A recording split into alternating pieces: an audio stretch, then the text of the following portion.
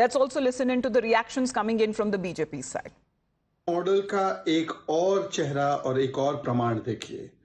अब हिमाचल सरकार के पास 150 करोड़ रुपए भी इलेक्ट्रिसिटी ड्यूज के चुकाने के नहीं हैं, इसलिए बाकायदा हाई कोर्ट ने हिमाचल भवन जो दिल्ली में स्थित है मंडी हाउस पर, उसे अटैच करके बेच देने के लिए हिमाचल सरकार को कहा है और गो हेड दिया है, क्योंकि हिमाचल प्रदेश की सरकार जो पैसे उसे लौटाने हैं, देने हैं 150 करोड़ रुपए, वो देने के लिए पैसे नहीं है। सोचिए, हिमाचल की कांग्रेस सरकार के चलते अब हिमाचल भवन को बेचा जाएगा, क्योंकि इन लोगों ने हिमाचल की तिजोरियां खाली कर दी है। ये है स्थिति कि टॉयलेट पर टैक्स और कर, समोसे की जांच कर, बिजली पर टैक्स, पानी पर टैक्स, डीजल पर बढ़ गया टैक्स, सारी चीजों पर टैक्स लगा दिया। कहां तो इन्होंने वादा किया था कि ये मुफ्त देंगे, वो मुफ्त देंगे। मुफ्त देने की बात तो दूर की रही, हिमाचल भवन बिकवा रहे हैं, टैक्स टॉयलेट पर लगवा रहे हैं, और ये हर जगह जहां जहां कांग्रेस आई वहां लूट, बर्बादी और महंगाई लाई। चाहे कर्नाटका हो, चाहे हिमाचल हो, चाहे तेलंगाना हो। कर्नाटका में भी देखिए वादे पूरे नहीं। Coming on part of the BJP side, as far as when it comes to the financial crunch, आर्थिक स्थिति को लेकर पूनम, हमने देखा है कि काफी सवाल बीजेपी की तरफ से उठाया जा रहा है। अब ये भी सवाल उठाया जाएगा कि आखिरकार हिमाचल भवन जो मंडी हाउस नई दिल्ली में स्थित है, क्या उसकी भी नीलामी होगी? सरकार की तरफ से कोई रिएक्शन आ रहा है क्या पूनम? जी देखिए, अभी तक तो सरकार की तरफ से कोई भी रिएक्शन नहीं है, क्योंकि हमने अभी जो कांग्रेस प्रवक्ता है उनसे भी हमने कॉल करने की कोशिश की, लेकिन वो फोन नहीं उठा रहे हैं। तो अगर बात करें हम, कांग्रेस पार्टी जो है साफ तौर पे देखिए, पहले टॉयलेट टैक्स पे इन्वॉल्व, फिर उसके बाद जो है समोसा इंक्वायरी होती है, और जी हमने सुना वही, अगर बीजेपी के प्रवक्ता जिस तरह से ये मुद्दे को उठाते हुए नजर आ रहे थे, Shehzad Poonawalla himself is joining us right now. Shehzad, was it complete disregard of the court orders directing the state government to pay its dues now that the amount has now reached 150 crores? You see, the प्राथमिकता of the Himachal government is कि सुक्खू जी के समोसे किसने खाए, toilet पर कितना tax लगाना है, कैसे जो वादे किए थे 1500 रुपए महिलाओं को देने का वादा किया था, बिजली बिल कम करने का वादा किया था, पानी फ्री करने का वादा किया था, इस पर कैसे टैक्स लगाया जाए या इस पर कैसे धोखा दिया जाए। Now Himachal Pradesh has been taken into such bankruptcy अमिता दैट सैलरी पेंशन नहीं दे पा रहे हैं और अब एक एक करके गवर्नमेंट बिल्डिंग्स बेचनी पड़ रही है। Imagine, to pay the power dues you have to sell one building in Delhi. Now next, to pay the salaries of chief minister and other ministers, they'll have to sell some other location, other institution in Delhi or in Himachal. So ये हिमाचल प्रदेश को कंगाली की कगार पर लाने का काम ये खटाखट scheme, Rahul Gandhi की खटाखट स्कीम ने किया। And everywhere in Karnataka, Telangana also, they are taking the state towards bankruptcy. Rahul Gandhi means bankruptcy, intellectual bankruptcy and financial bankruptcy. All right, Shehzad, thank you very much for joining in. That is the BJP point of view as they are taking up this issue. क्योंकि अगर पूनम बात की जाए court decision की, क्या पहले राज्य सरकार का फेलियर था कंप्लाई करने में कि जो प्रीवियस पेमेंट थी वो करीबन 64 करोड़ की बताई जा रही थी, अगर वो पे अप कर दिया जाता तो शायद ये अमाउंट 150 करोड़ तक ना बढ़ता? जी बिल्कुल, देखिए अगर पहले ये अमाउंट दे दिया जाता तो ये इतना ज्यादा अमाउंट ना होता, क्योंकि 7% इस पे जो है आप इंटरेस्ट लगा है, तो अब जाके ये जो डिजिट है 64 करोड़ की वो 150 करोड़ तक पहुंच गई। और इसी पे ही कोर्ट ने स्पेशल जो ऑर्डर किया है, उन्होंने कहा है कि ये जो पैसा है ये जनता क्यों दे, जनता के पैसे क्यों इस पे खर्च किए जाए, ये तो पैसा है ये हिमाचल भवन को, मतलब उन्होंने जो है हिमाचल तो एक बार let's get a Congress point of view also on this. Udit Raj ji is with us on the phone line. Udit Raj ji, was it complete disregard when it comes to the court's orders that the Himachal Pradesh Sarkar itself is facing such financial crunch that the Himachal Pradesh Bhavan in New Delhi may be auctioned? See, it's not like this. A few days back, I myself met Chief Minister of Himachal Pradesh. This is all propaganda. Then there is no such financial crisis. It will be resolved. And this is all propaganda. So propaganda by whom, sir? This is the direction coming in from the court directly. No, that's okay, but there must be some other issues. Not that the state is facing financial crunch or there is no money in coffer. So it's because of that not being paid. There are other issues also. However, I don't have much of details. Sir, I'll give you a little bit of the details, sir, that is coming in from the court side, because there were unpaid dues of around 64 crores with 7% interest that has now been added by the company, and that it has now led to a whopping amount of 150 crores. The court now has directed the Principal Secretary of the Power Department in the state to conduct a fact-finding inquiry to identify the officials who are responsible for this negligence. So the court has been calling it negligence, sir.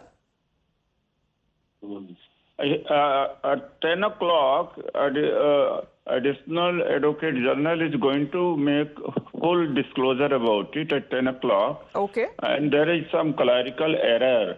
And before that, you are making hue and cry unless until you know the fact. Could you approach my government over there that what is the truth about it?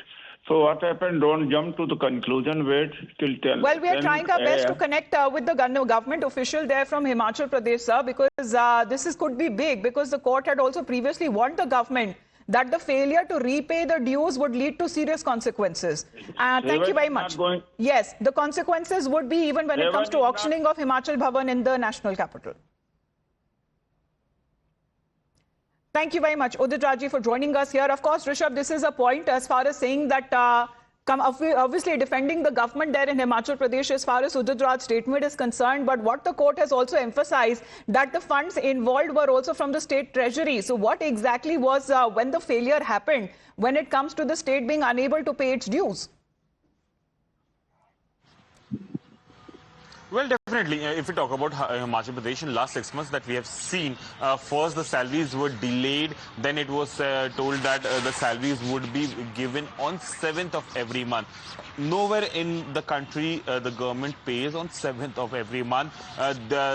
Paying 7th on every month is done by few of the private companies who would like to take the, interest on 1st of every month and then pay the salaries to the employees. So that was the logic that was given by the Sukhu government. Then we all saw the fiasco over samosas in the state, as Poonam was also pointing out, and now we are here at the iconic Himachal Bhavan, and this stands it is in Mandi House. Why is it called Mandi House? Mandi House happens to be is called Mandi House because this was the place erstwhile princely. Rishabh, your audio is not clear. We will just reconnect that line with you. But Poonam, ये जो नया court का फैसला है, अब ये बताया जा रहा है कि कंपनी को अलाउ किया गया है कि नीलामी हो सके हिमाचल भवन की, ताकि जितने आउटस्टैंडिंग ड्यूज है उसे रिकवर किया जाए जल्द से जल्द। जी बिल्कुल, कंपनी को जो है हाई कोर्ट ने ऑर्डर कर दिया है कि जितने भी ड्यूज है उसे जो हिमाचल भवन की ऑक्शन की जाए और उन ड्यूज को जो है कंपनी ले सके। और साथ में आपको ये भी बता दें कि कोर्ट का ये भी ऑर्डर है कि जनता इस पैसे जो पैसे देने को है, जो ड्यूज अमाउंट जो 150 करोड़ है, वो जनता क्यों दे। तो इसीलिए हिमाचल भवन जो प्रॉपर्टी है, एक प्राइम प्रॉपर्टी है जिसे कहते हैं आइकॉनिक है, हिमाचल भवन जो है शान है हिमाचल की, तो उसे जो है अटैच किया गया है प्रॉपर्टी को। और अभी अगर हम बात करें कांग्रेस पार्टी की, तो हम लगातार जो है उनसे कांटेक्ट कर रहे हैं कि इस पे कांग्रेस पार्टी का क्या रिएक्शन है और क्या वो कहना चाहेंगे। तो अभी थोड़ी देर में ही जो है कांग्रेस पार्टी कह रही है कि हम इस पे क्लैरिफिकेशन भी देने वाले हैं कि क्या जी इंतजार रहेगा as far as when it comes to the Congress party and their stand, especially when it comes to the financial crisis that has been hitting the state of Himachal Pradesh. The BJP meanwhile continues to raise this issue. Let's listen in. Rahul Gandhi की खटाखट राजनीति के कारण कर्नाटक से लेकर हिमाचल प्रदेश की economy का बंटाधार हो रहा है। हिमाचल प्रदेश जो पहले अपने चीफ सेक्रेटरी को सैलरी नहीं दे सकता था, अब उसकी स्थिति ऐसी आ चुकी है कि बिजली कंपनियों को बकाया कर नहीं दे पा रहा है। इसी के कारण हिमाचल प्रदेश के हाईकोर्ट ने कहा है कि दिल्ली स्थित हिमाचल भवन जो सबकी प्रतिष्ठा की बात है, जो हिमाचल प्रदेश के जब वासी दिल्ली आते हैं वहां पे रहते हैं, उस प्रतिष्ठित हिमाचल भवन को नीलाम कर दिया जाए, जिससे उसकी जो रकम है वो रकम से हिमाचल प्रदेश की सरकार बिजली कंपनी को अपना किराया दे सके। इससे यही समझ में आता है कि राहुल गांधी की बंटाधार खटाखट राजनीति के अंदर चीफ सेक्रेटरी को पैसे देने की स्थिति नहीं है, महंगाई बढ़ती है, हिमाचल भवन को नीलाम कर दिया जाता है और चीफ मिनिस्टर इस चीज में व्यस्त होते हैं कि उनका समोसा किसने खाया। इसीलिए कहा जाता है राहुल गांधी की खटाखट राजनीति के कारण कर्नाटक से लेकर Himachal. Play out more reactions that have been coming in. B.S. Thakur ji is also with us on the phone line. Sir, can you hear me?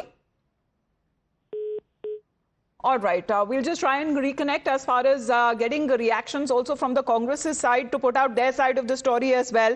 But Rishabh, as far as you were pointing out the significance and cultural importance that Himachal Bhavan holds in the state, because you have bhavans in the national capital that are of multiple states where it talks about their cultural centers, their food, their when it comes to their festivals, of course, the importance that has now been attached to the Himachal Bhavan itself. Why is that it is almost coming to a situation where it could be auctioned, possibly? Well, Amita, I was just outlining why is this place called Mandi House. This place is called Mandi House because the erstwhile princely state of Mandi, back in the British period, used to have their embassy here, and that has converted into Himachal Bhavan. So this is not only just a government building, but a legacy. All right, Jairam Thakur ji भी हमारे साथ phone line पे जुड़ गए हैं। जयराम ठाकुर जी, बताया जा रहा है कि शायद अब पैसे बचे नहीं है हिमाचल सरकार के पास, कि अब नीलामी भी शायद हो सकती है हिमाचल भवन की नई दिल्ली में। कोर्ट की तरफ से सीधे ऑर्डर्स आए। देखिए, ये बहुत ही सरकार की ओर से जो इतना कैजुअली लेना, और 2023 का ये फैसला आया, उसके बावजूद भी उस पर उसका संज्ञान न लेकर के सारी चीजों को इस प्रकार से जो पहुंचने दिया गया, तो मैं समझता हूँ बहुत दुर्भाग्यपूर्ण है। ये हिमाचल प्रदेश सरकार की स्थिति इस प्रकार की बन गई कि आज दिल्ली हिमाचल भवन को उसमें अटैच कर दिया, और उसके साथ में आने वाले समय में ये हालात बनेंगे कि सचिवालय भी कहीं, विधानसभा भी कहीं अटैच ना हो जाए। इस तरह की स्थिति हिमाचल प्रदेश ने कभी आज से पहले देखी नहीं जी। और इस कोर्ट के फैसले को लेकर के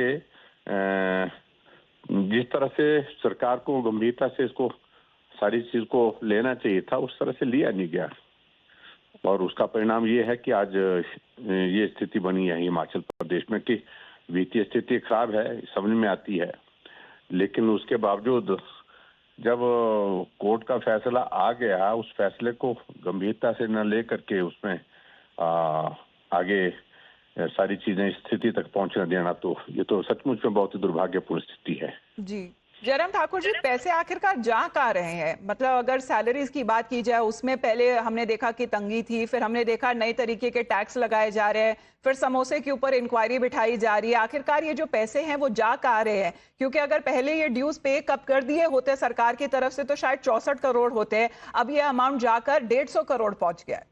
हाँ बिल्कुल, वही इसी बात को हम कह रहे हैं कि जो समय रहते कुछ फैसले लेने की आवश्यकता जो रहती है, उसमें सरकार की तत्परता, सरकार की गंभीरता जो है वो दिखनी चाहिए, और इस सारे मामले में इन्हें गंभीरता दिखाई नहीं, और उसका परिणाम स्वरूप ये जो है वो 64 करोड़ का ये अमाउंट जो है बढ़कर के लगभग 150 करोड़ तक पहुंच रहा है, और इससे निश्चित रूप से स्टेट को बहुत बड़ा नुकसान हुआ।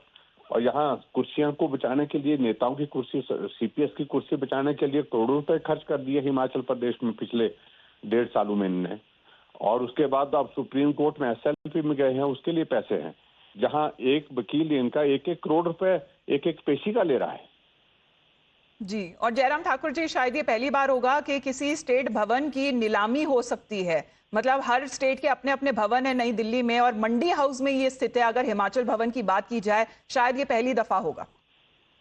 ये पहली बार हो रहा है, बिल्कुल, इसमें दो राय नहीं। इस तरह की स्थिति पहली बार हिमाचल प्रदेश में बनी, और संभवतः पूरे देश भर में इस तरह की स्थिति शायद किसी राज्य में नहीं बनी होगी कि जो हमारी जो ऐसे एसेट्स हैं जो बहुत कीमती भी हैं और जो बड़े महत्व के हैं, उनकी नीलामी हो जाना, तो ये स्थिति बहुत चिंता का विषय बना हुआ है।